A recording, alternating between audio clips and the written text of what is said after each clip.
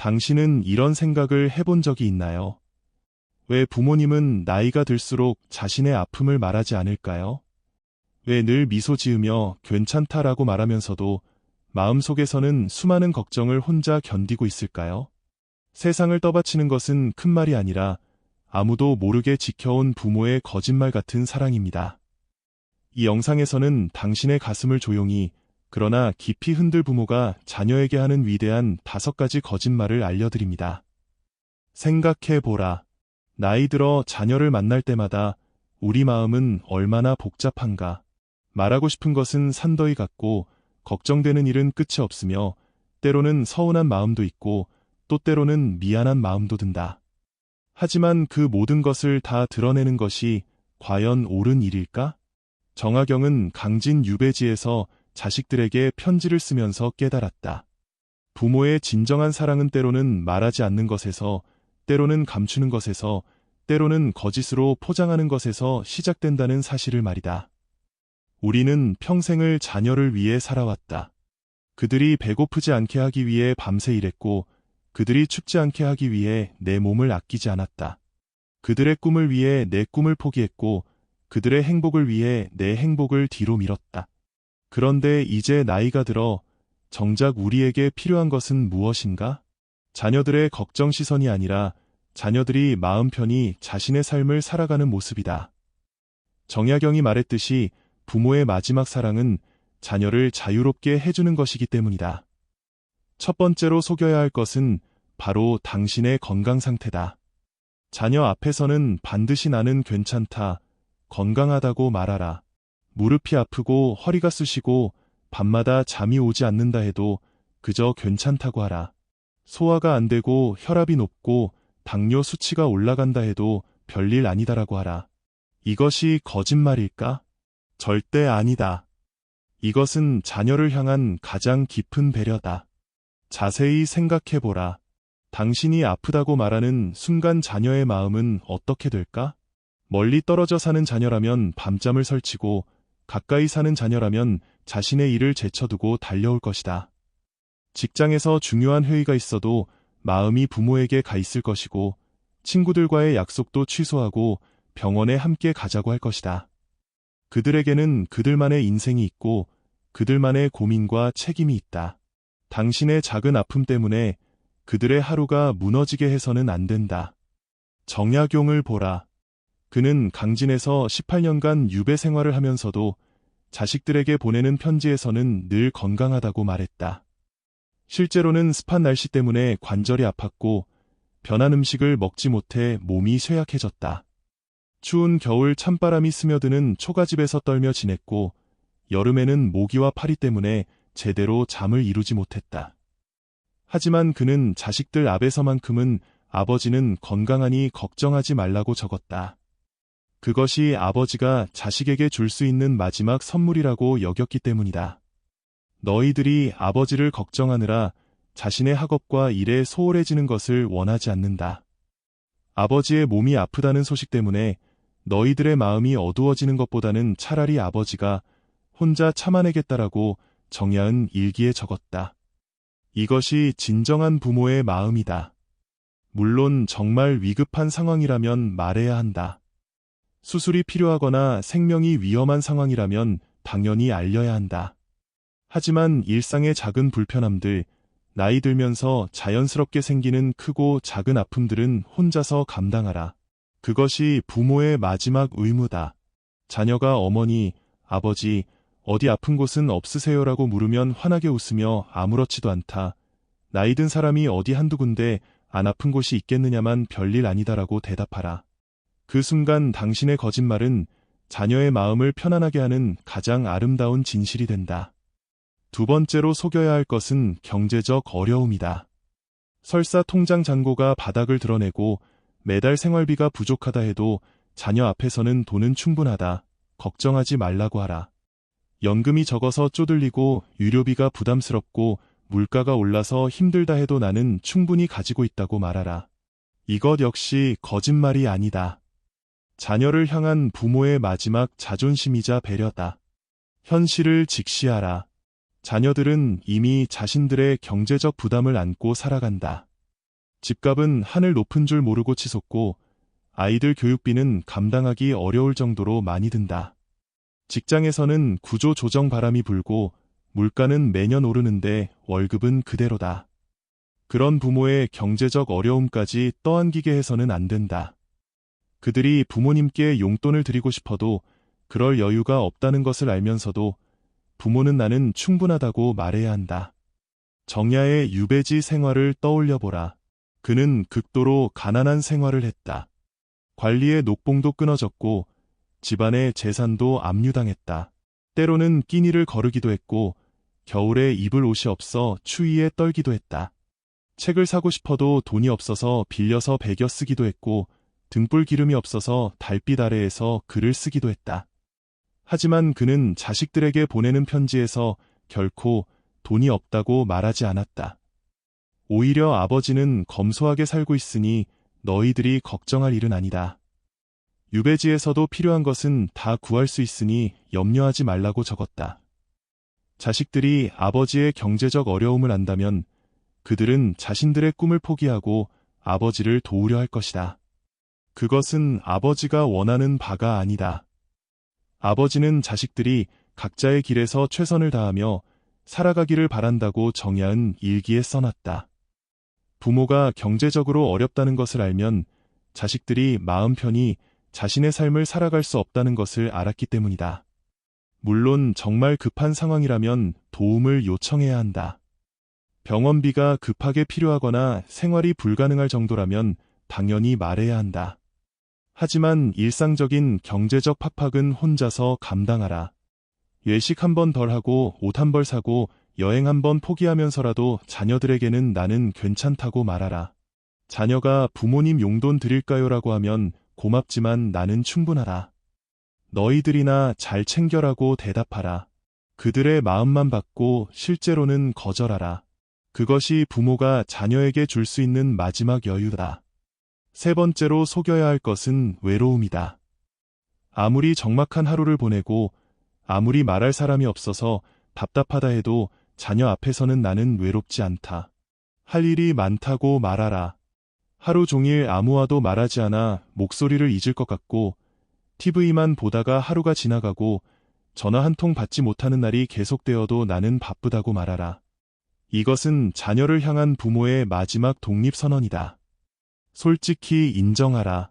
노년의 외로움은 숨길 수 없는 현실이다. 배우자를 잃고 나면 집안이 너무 조용해서 견딜 수 없다. 친구들을 하나 둘 떠나 보내고 나면 연락할 사람도 없어진다. 하루 종일 아무와도 대화하지 못하는 날들이 이어지면 가슴 한편이 답답해진다. 그런 날이면 자녀에게 전화를 걸고 싶고 자녀가 자주 찾아오기를 바라게 된다. 하지만 그 외로움을 자녀에게 떠넘겨서는 안 된다. 명심하라. 자녀들에게는 자녀들만의 인간관계가 있다. 직장 동료들과의 회식, 친구들과의 만남, 배우자와의 데이트, 아이들과의 시간이 있다. 그들에게도 치열한 인간관계의 스트레스가 있고 그 안에서 균형을 맞춰가며 살아가고 있다. 부모의 외로움 때문에 그들이 자신의 인간관계를 포기하게 해서는 안 된다.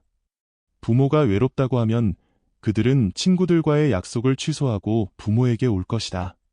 동료들과의 모임도 빠지고 부모와 시간을 보내려 할 것이다. 하지만 그것은 옳지 않다. 정야은 18년간의 유배 생활 동안 극도의 외로움을 겪었다.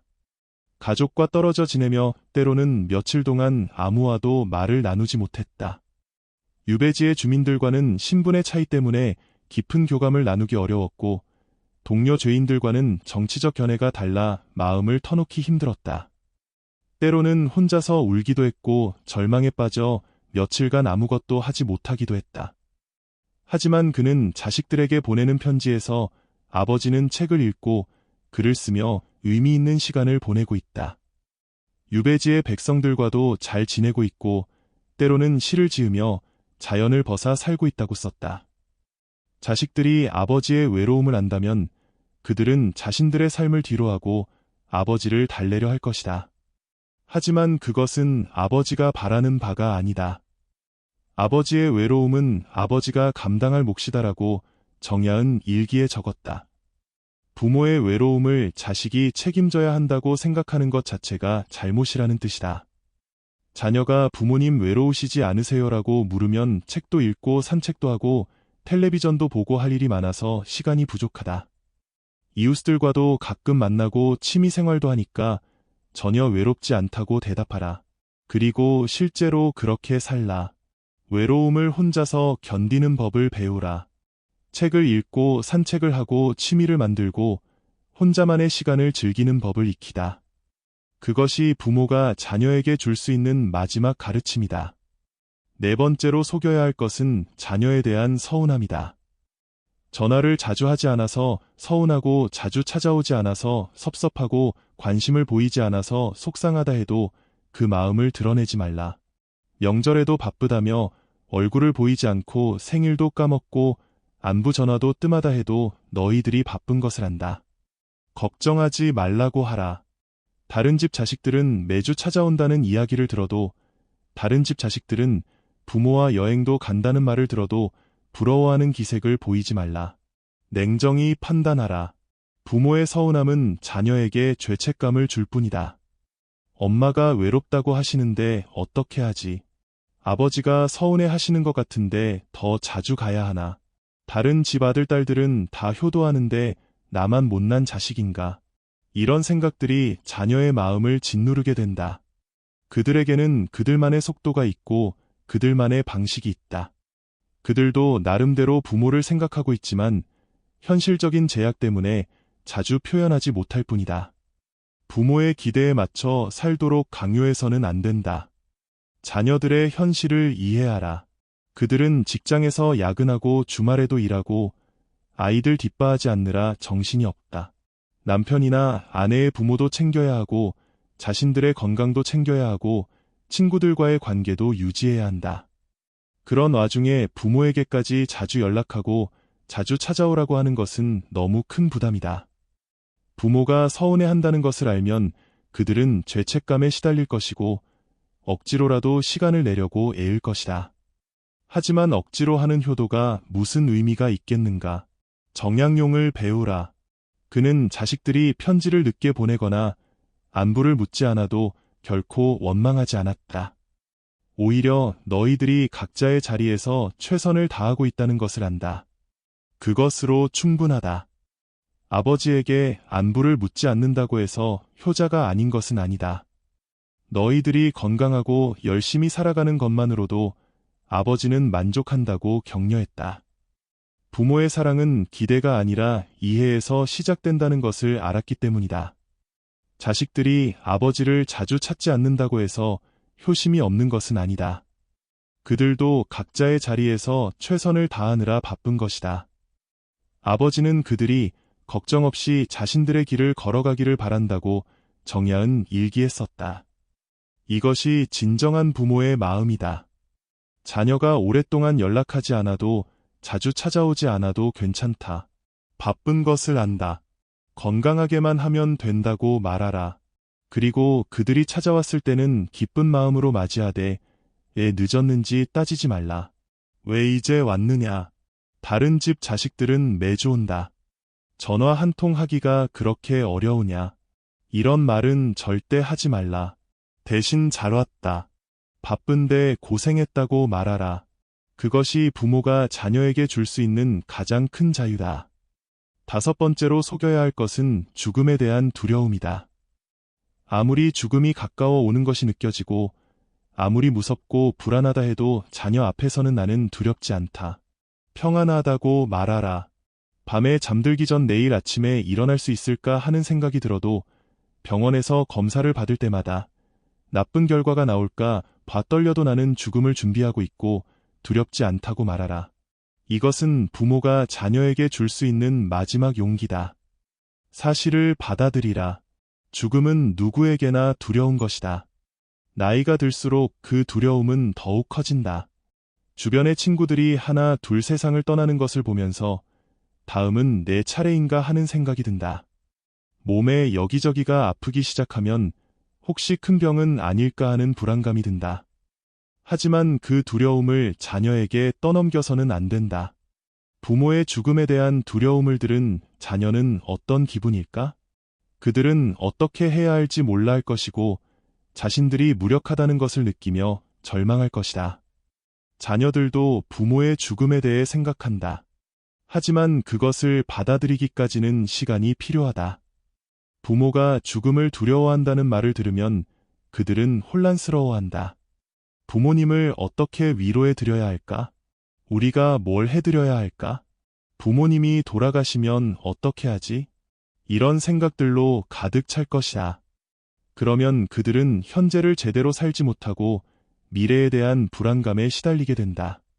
정야의 마음을 헤아려 보라. 그는 유배지에서 죽음을 여러 번 각오했다. 병이 들었을 때도 절망에 빠졌을 때도 죽음이 가까이 있음을 느꼈다. 때로는 이곳에서 죽으면 가족들이 내 임종을 지켜보지도 못할 것이다라는 생각에 눈물을 흘리기도 했다. 하지만 그는 자식들에게 보내는 편지에서 아버지는 하늘의 뜻에 따라 평안히 살고 있다. 죽음도 자연의 이치이니 두려워하지 않는다. 아버지가 이곳에서 죽는다 해도 슬퍼하지 말라. 살아서 효도하지 못한 것을 한스러워하지도 말라고 썼다.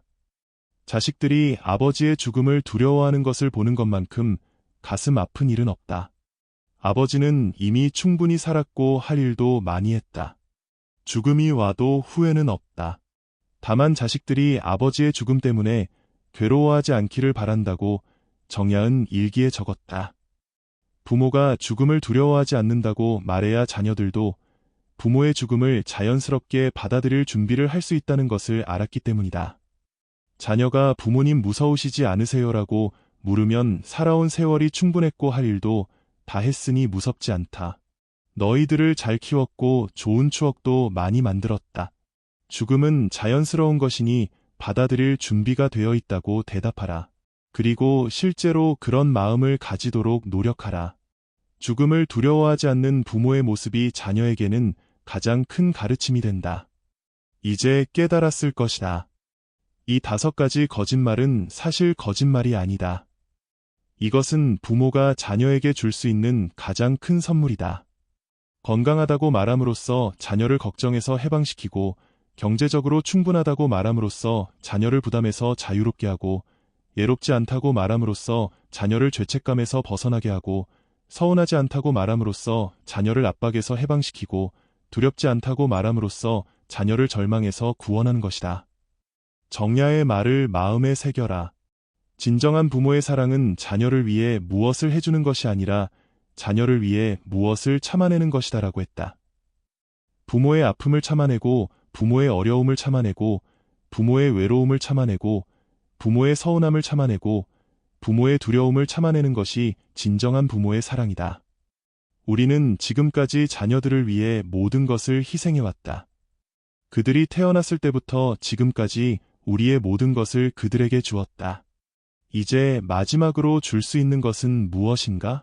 바로 그들을 걱정해서 자유롭게 해주는 것이다.